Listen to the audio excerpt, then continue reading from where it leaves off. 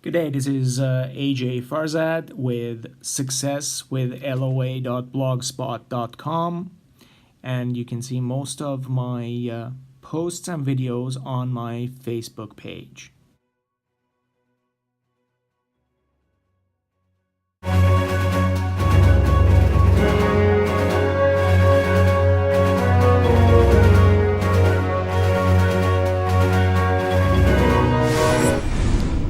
Good day, this is aj.farzad with successwithloa.blogspot.com, and I wanted to put a really important post up because I just went through messing around with a new gimbal selfie stick, so bear with me. I went through reading this book called The Astonishing Power of Emotions by Jerry and Esther Hicks. It's an old book. It's one of the Abraham series. It's been around since I think 2008, and it is extremely clear about the things that most of us do trying to make the law of attraction work but fail at it. So I wanted to go ahead and put this through. This blog will be called Get in the Flow, and the way Esther explains it, just for the people that are not familiar with the Abraham-Hicks or the law of attraction, is that there are many universal laws. The most important of the ones that I'm going to be concentrating on are: there's a law of attraction, there's a law of deliberate creation, and then there is the law of allowing. And a lot of us will forget about the law of allowing, and that's the problem. One of the good things that Esther mentions is that no matter what you're doing, whether be it you're being in a sales presentation, you're doing training, whatever it is that you're doing, when you're confronted with something that doesn't feel good, it means that your ideal self, which comes from the source energy, and you saw the little graphic that I made of you and the world and the source energies creating you. Your ideal self and your current in the now self are in disagreement about what's going on. And that is actually a good thing, what Esther calls a contrast. Because one of the key things here is that without contrast, we couldn't ask for anything.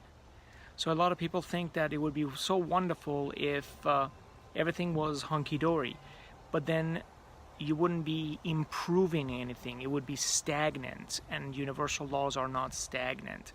So the thing that I want to concentrate on, which can be applied to anything, but in this blog I'm concentrating on sales and training because that is the industry that I'm in, and that's why I'm putting my focus on more of the financial part. But this can be used in anything from relationship to health to whatever it is that you want to apply it to. But when we try to fight against something, we think that we are doing the right thing, right? After all throughout our lives, we've been told that without hard work, you don't get anything, or no pain, no gain. And those are things that have contributed to our resistance. They're not necessarily helpful. So what Esther says is that when we came into this physical manifestation of our lives, we actually had a choice. And with that choice, we decided that we are going to live this life and its contrast. We are creating the leading edge. And when we were born, we came with a certain amount of energy that created the current of a flow, let's say, of our river. And Abraham-Hicks teaching like an analogous of a stream flowing through. And whenever we encounter anything that we don't like, and we create that contrast, because when we know we don't like, we always know what we do like, we add to the speed of that current. So when we ask, it is automatically given. So law number one, the law of attraction, works whether you want it or not. You don't really need a training to make law of attraction works. And I love what Esther says in her seminars, that it's like when you're a kid, you have to go to a class on gravity, because if you don't know about gravity, you might step out of the house and float up. Ludicrous, right? So law of attraction is always working. Whenever you feel that you want something, you're already attracting it. Now, are you attracting the lack of or the manifestation of, is where law number 3 comes in. So let's say that you are in a sales presentation and things are not going your way. So you know that you don't want this sales to fail, which means that at the same time you also know what you do want, which is a successful sales presentation, successful training, commissions, money in the bank. And all of that is adding to the current, and the current is taking you, if you allow it, to where everything is. But what we are told is you have to work hard. So we are sitting in this river and we're paddling upstream because we say that if I don't work hard, there is no way that I can get what I want.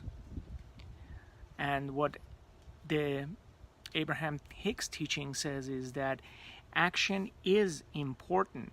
However, if you're coming into this process doing the action, believing that I am not getting what I want, or this customer is mean, or this customer is cheap and they don't want to spend, or this training is in a bad situation, my instruments are not set up properly, those same actions will have the result of bringing you the opportunity of feeling bad.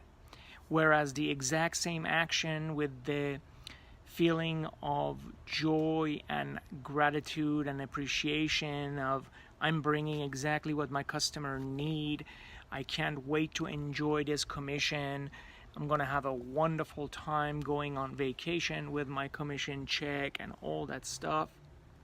Same actions, different results, because now you're attracting to yourself opportunities to feel even more joy. So you do your setup,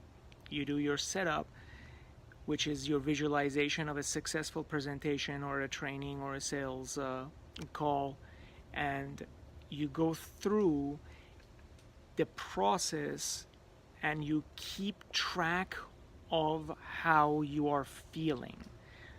The law number 3, the law of allowing, is really, really internal, because you already have the gauge that will tell you if you're doing it right or not. So if you're feeling not good, means that you are off and you're paddling upstream. If you're feeling good, means that you are letting go of the oars and are paddling downstream. And what you want to do is trust in the force of that stream, because if you say that I want to work harder to get to what I want faster, implies that you have no trust in the universal source that created this universe. And that comes from scarcity. That's not a good thought, that's a negative thought. And if you are at a negative thought and your prosperity is here, you can't get from here to there. You have to be on the same vibration of allowing. And every time you run into something during your sales process or your training that makes you feel bad, realize that you have the choice of letting go and going downstream. So start thinking the thoughts and the feelings, and they may start where you are, which will be negative, like my customer is too cheap and they have no money to spend. So that is upstream. Then you go from there, however, they have bought things from me before. How does that feel? And only you can tell if it feels upstream or downstream, but you start working through these things. And the one thing that I really like to do is I like to write these thoughts down from where I am, maybe in a negative situation, and just walk these thoughts and see if I can concentrate on reaching for something that feels a little bit better. And then I would like to read them to myself out loud. There is power in vocalizing and hearing your own voice. So you start working your thoughts, you're working your process and feeling good about it. And realize that if this sales training or this training did not go well, it was actually a good thing because it allowed you to create a better event next time. That probably would bring even more commission or a better outcome. So I hope this makes sense to you. Listen to your feelings, work through to feel better, even if it is just a little bit. And realize you can't do it in huge steps. You can't go from a place where you had a bad day, somebody cut you off in traffic. It's not the time of the year where capital expenditure is being set aside. So everything is feeling like it's bad. You just have to reach for something that feels a little bit better. And that might be the thought that, hey, it might not happen today. I've had processes where it didn't happen at this first meeting, but by the third or fourth sales call, I had it done. It has to be downstream, and you can do it with practice. Hope this makes sense, and enjoy it. Comment on things that make sense. Comment on examples that you have used to make it work, and we can all learn from it. Until next time, to your success.